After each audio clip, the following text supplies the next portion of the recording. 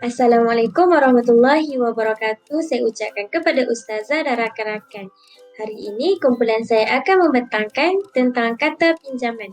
Kumpulan saya terdiri daripada 2 orang, iaitu saya sendiri Nurhanisa binti Syarizal dan juga rakan saya Nur Fatihiyah binti Zaharuddin. Kita lihat subtopik kaedah ejaan, iaitu yang pertama dari sudut kata serapan atau pinjaman bahasa Inggeris.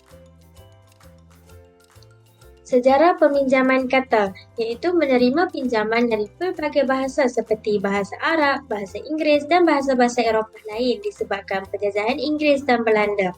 Yang kedua, penjelajahan orang India ke Tanah Melayu juga telah mempengaruhi perubahan rakyat tempatan dalam aspek kesusasteraan. Jadi, banyak juga perkataan bahasa Melayu diambil daripada bahasa Sanskrit. Yang ketiga, bahasa Eropah, lingua franca, telah menggantikan bahasa Melayu semasa era penjajahan Inggeris dengan menyerap masuk bahasa Inggeris ke dalam kehidupan harian masyarakat Tanah Melayu sebagai bahasa pendidikan, pentadbiran dan juga perniagaan. Seterusnya, kita lihat juga faktor peminjaman kata, iaitu terdapat 5 faktor peminjaman kata. Yang pertama ialah sukar mencari gantian bagi istilah moden. Yang kedua, timbul kekeliruan dalam penggunaan ejaan. Yang ketiga, faktor psikologi. Yang keempat, memantapkan struktur bahasa. Dan yang kelima, istilah lama tidak sesuai dengan masa kini. Seterusnya, kita lihat contoh kata pinjaman dari bahasa Inggeris atau Eropah, iaitu pass. Sin, pass.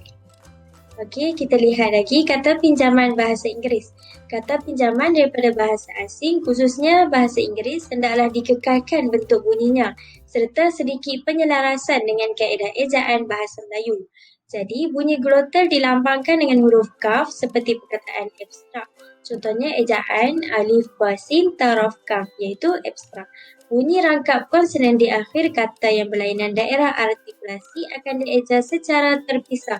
Contohnya sains, dieja sin alif, hamzah ya nun sin.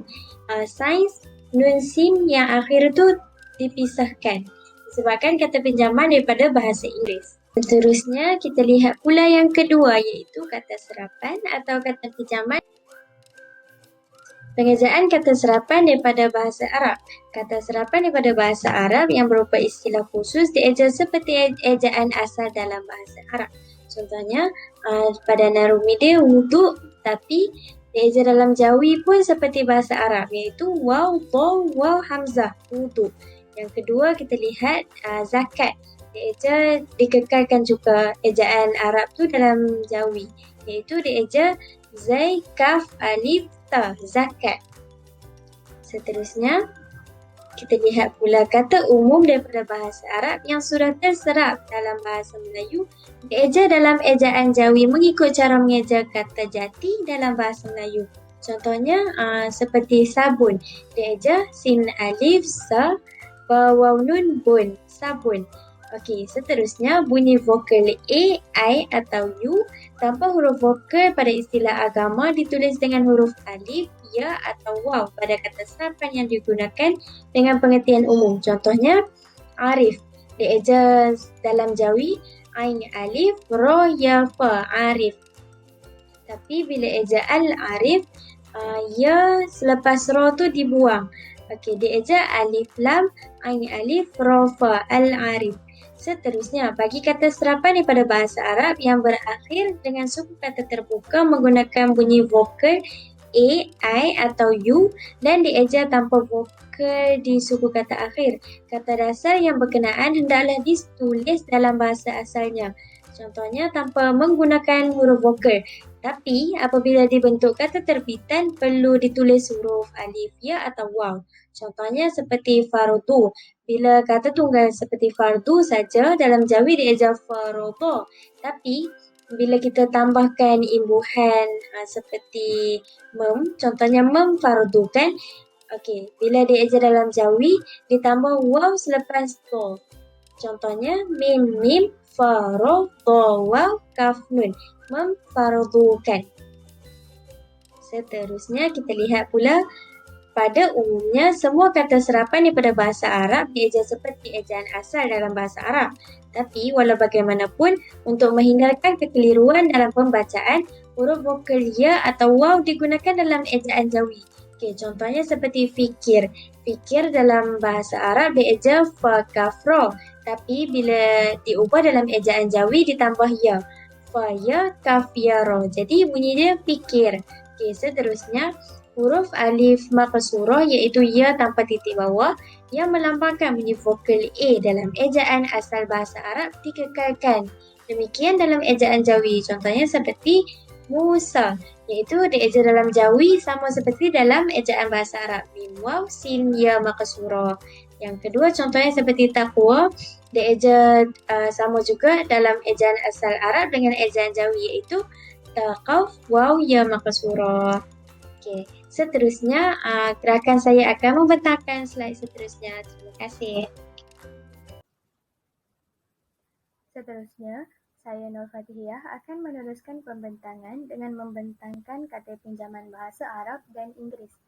Yang pertama, penggunaan huruf ta marbutah dan ta maftuhah. Masalah yang sering timbul dalam menentukan ta marbutah dan ta maftuhah. Ta marbutah biasanya dikenal sebagai ta simpul.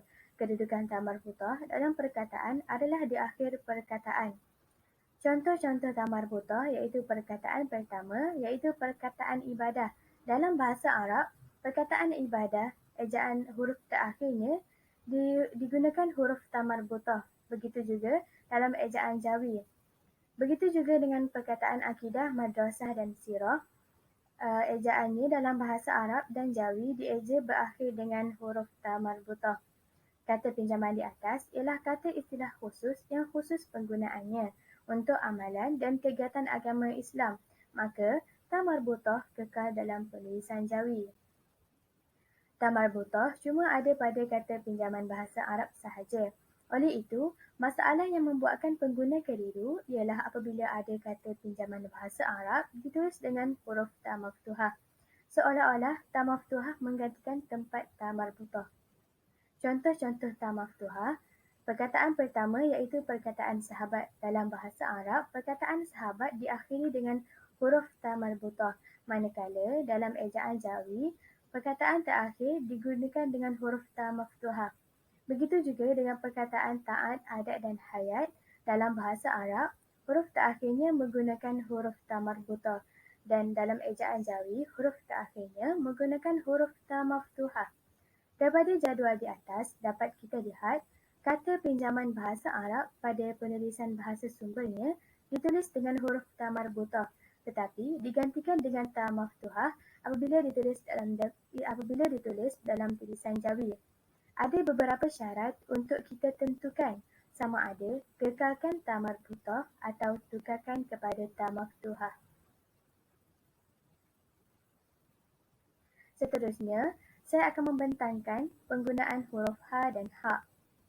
Huruf ha pedas merupakan salah satu huruf yang terdapat dalam huruf asal Arab. Sekiranya kita menyemak daftar kata bahasa Melayu, akan kita dapati bahawa semua perkataan yang menggunakan huruf ini merupakan kata yang berasal daripada kata Arab atau istilah yang disebut sekarang kata serapan bahasa Arab. Boleh dikatakan, tiada langsung kata-kata lain sama ada kata jati bahasa Melayu atau kata serapan asing yang lain selain Arab yang menggunakan huruf ini. Kesemuanya merupakan kata serapan Arab. Huruf ha pedas ini dipadankan dengan huruf H dalam Rumi. Sama juga dengan huruf ha bulat walaupun makhrajnya berbeza. Contoh penggunaan huruf ha pedas dan ha bulat. Dalam perkataan bahas, habib, had, hadari dan hadas, huruf ha pedas digunakan pada awal perkataan dan juga tengah perkataan. Manakala dalam perkataan hadrah dan hajah, huruf ha bulat digunakan pada huruf terakhir, ejaan yang terakhir dalam perkataan hadrah dan hajah. Seterusnya, saya akan membentangkan penggunaan huruf kaf dan juga qaf. Huruf kaf dan juga huruf qaf digunakan untuk menggantikan huruf K dalam tulisan Rumi. Contohnya, perkataan politik, telur, blok dan bilik. Huruf Qaf digunakan untuk perkataan yang mana asalnya dari bahasa Melayu. Contohnya, perkataan teluk dan bilik, maka ia dieja seperti berikut. Teluk dan bilik tu, K di belakang tu, apabila dalam ejaan Jawi ditulis menggunakan huruf Qaf. Manakala, huruf Kaf pula digunakan dalam perkataan bahasa Inggeris. Contohnya, perkataan politik dan perkataan blok. Jadi, ia dieja seperti berikut. Politik dan blok, huruf K di belakang tu, dalam ejaan Jawi digunakan huruf Kaf. Okey, sekian saja daripada kumpulan kami. Sekian, terima kasih.